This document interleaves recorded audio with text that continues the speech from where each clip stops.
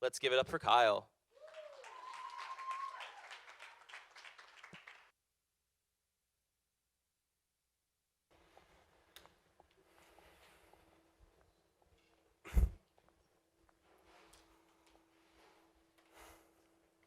Once upon a time, there was a little boy who was different than the other kids in his castle. He didn't look differently, talk differently, walk differently, eat differently, or even sleep differently. But he was different. His castle was beautiful. The walls were painted a faint gold that was complemented by the ivory stained glass windows. His voice bounced off those walls as he sang through them. And eventually, he even got into dancing, which was an uphill battle to say the least. He even played with the princess's dolls despite what the king wished. He loved life. The other little boys and girls didn't speak to him too much for whatever reason, but he didn't care. He eventually found new friends outside of the kingdom from people he'd randomly mail to, many of whom were much older than him. But they were kind. They talked to him. They listened to him. They liked him. Ultimately, one of the men of a neighboring kingdom had convinced the little boy that they should meet in person just to talk. Young and stupid, the little boy agreed. They did not just talk. This is not a fairy tale. There's a little boy in this crowd, and there's a little boy here on stage. There's a little boy in every town of America. If all these seats were filled, every single one of you, 116 of you would have been sexually abused as a child. 116. After being abused, I succumbed to the illness of gay loneliness. I had lost a part of myself. I often said, I wish I knew how my skin felt before they did. There was an unbelievable amount of guilt that even today I cannot quantify or qualify. I hated myself, but more importantly, I hated being gay. I ended up writing a speech for my high school presentation titled The Epidemic of Gay Loneliness.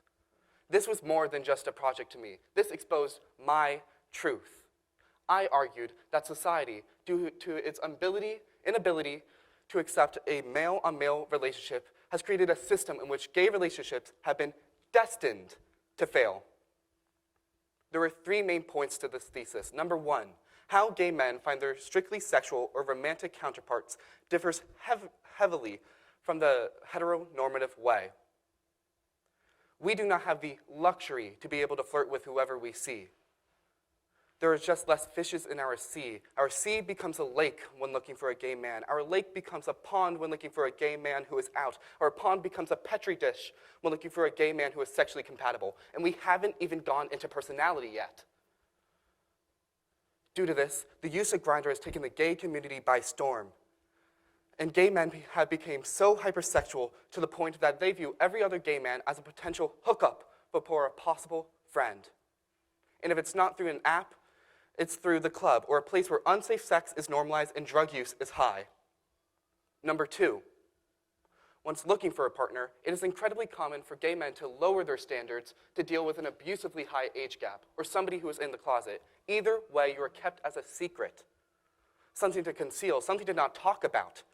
It is incredibly dangerous for young gay men to not talk about love.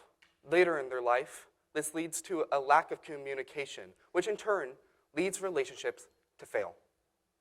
Number three, society's views of homosexual relationships inadvertently affects gay men's views of themselves. Whether it's somebody's interpretation of a religious text or the Bible, or just the idea that queer people are unnatural, it has led gay men to love in the shadows. I and many other gay men firsthand can tell you we do not have the privilege to be able to love in public without fearing some form of homophobia. Ultimately, this concoction leads to one of two things. One, another failed relationship that is just added to the roster and replaced in the matter of weeks due to gay hookup culture, or two, an attempted suicide. In the Netherlands, gay men are 10 times more likely to exhibit suicidal self-harm behavior. In Sweden, gay relationships have triple the suicide rate compared to heterosexual relationships. Even in Canada, more gay men have been dying to suicide than AIDS and has been for years. And it might be the same case in America too, but nobody has bothered to study it. I ate, breathed, and lived this thesis, and consequently, I had lost hope that there was a future for me that included a monogamous, loving, and fulfilling relationship with a man. I had hit rock bottom, and my castle had crumbled. And then suddenly, there was a light, a spark, like a chip of flint across dry firewood that I saw for just a moment. Although true, my thesis was not the only truth I was supposed to uncover. The real truth is something I found here in Tampa. My decision to come to Tampa was not only a life-changing, but a life-saving one. Tampa, although littered with squirrels that are just a little bit too friendly, and dorms that are just a little bit too hot at night, it has taught me that there is beauty in every corner of life, especially in gay relationships.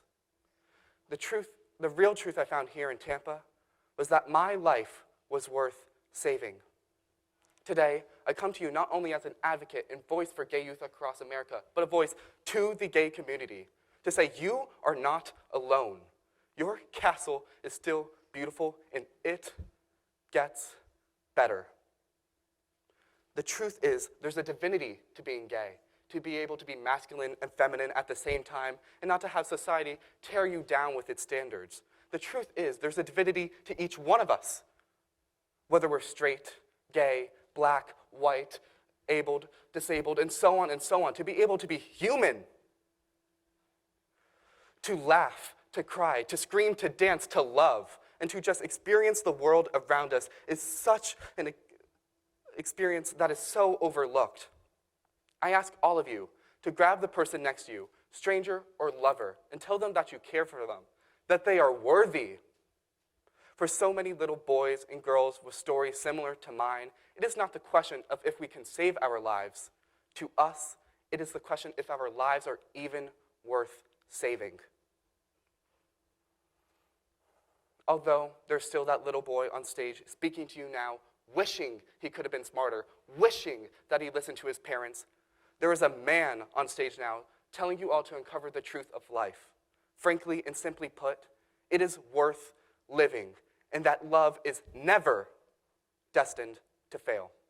Thank you.